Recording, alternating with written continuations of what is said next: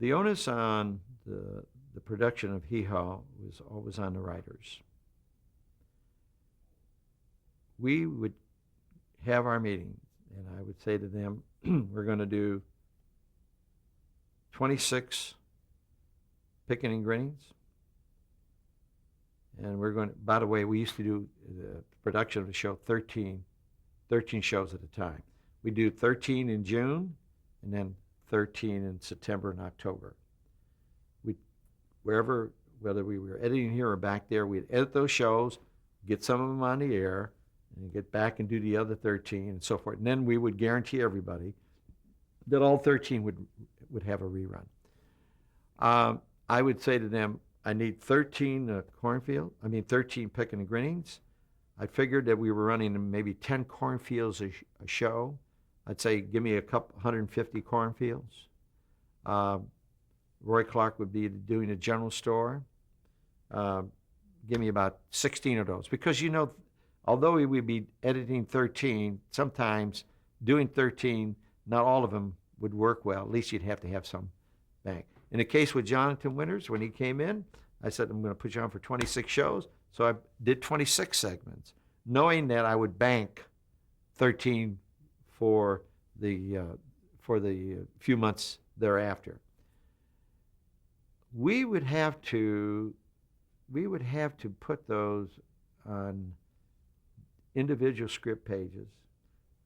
We would store them, and when time came to edit the show, we knew what our timing was based on what information we got from the production assistant, who would sit there with a clock and time each segment. Now, this is in the early days. And then what we would do is we would book possibly 26 guests. Now, what we would do is we'd shoot the music first with the guests. If we wanted to use them in some comedy, I'd bring in some of the Hee Haw people, and we'd do some comedy, get the guests out of the way. Then I would bring in Buck and Roy and let them do the opening, let them do the close, and let them do the picking and grinning, wherever they were connected with the togetherness, where they both had to work together. And then I'd say to Buck, you can go home. He was through. I'd still be doing other things. Roy was more into comedy than Buck was, so Roy would stay there a little longer. We do the Moonshiners. We do a whole bunch of those. We do the Barbershop with Archie Campbell. We do a whole bunch of those. And we would store them on paper, and when time came to build the show, and most people thought that I used to checkerboard the show, which was not the case.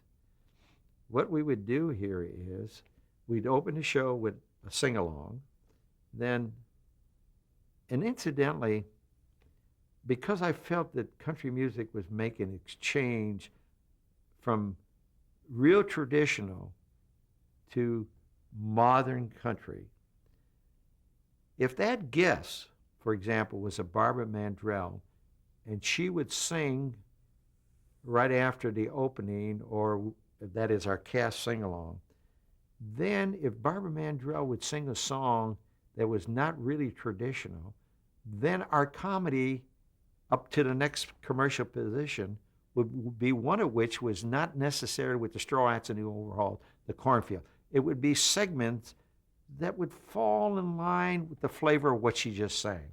We'd go into the next commercial. I'd come out of the commercial and then maybe use a Grandpa Jones. And if I would use a Grandpa Jones, and that was real country, then I would stay with the cornfield and the Moonshiners and so forth. That's how I guided the show. Most people didn't know this, but we also won an award for editing, which I'll get back in a minute. But the show was timed so well that when we would get to the mid-break, I felt that later on, and maybe this is what's going on in the DVD business, I haven't figured it out yet, that we could have cut the show in half, because the second half I'd started out with another sing-along. So this way you'd have a flavor of what Hee Haw was all about in the first half and the flavor in the second half. The guests would be one song in the first half and one song in the second half. But the real problem was in the paperwork. And how do we how do we correlate it? And so it was my job, along with the assistants. I'd say we go to a cornfield now, and they'd go through a search process and said this one would work well. Pull that sheet out and stack it up. Let's now go to a moonshiner. We go through the stack of moonshiner. This one would work well. Take that and stack it up. And then somebody would record the time, and we built a show based on time. In fact, a very dear friend of mine who taught me some production at CBS, Charlie Kappelman, who retired this year. Charlie one day came to see me in Nashville, and he came into my control room, my control board room, where we built a show, and he looked at this and he said, "Sam, you need to copyright this. Nobody in this business is doing what you're doing." But later on, the power of the retention in the mind, the technology came about, and then later on we went to the computers and things like that. We would record everything on the machine, and at the end of the day, it all go to, well, here's the way that worked, Steve.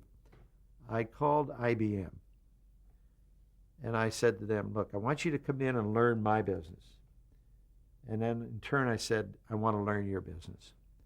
I really think the time has come that all of this could go to the machinery. And then at that time, SEMTI came out. So on your clock you had SEMTI coding marks and things like that. That was very helpful as opposed to your stopwatch. So I said, I want to tie into SEMTI codes. I want to tie in what goes on in the studio based on what the PA does. And I want to, at night, I want all of this to go to the system at your office, and I want you to send me back a printout the next morning. They did. And incidentally, we won an Emmy Award for electronic editing in, I think it was 1973. But what's interesting is, not only did it help me to assemble and put a show together with better continuity, but it helped me with budgets.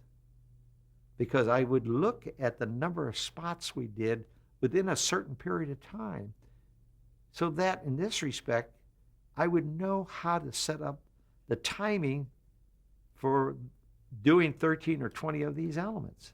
So you see there again, it's back again, the finance training that you put together to make the whole thing easier for you.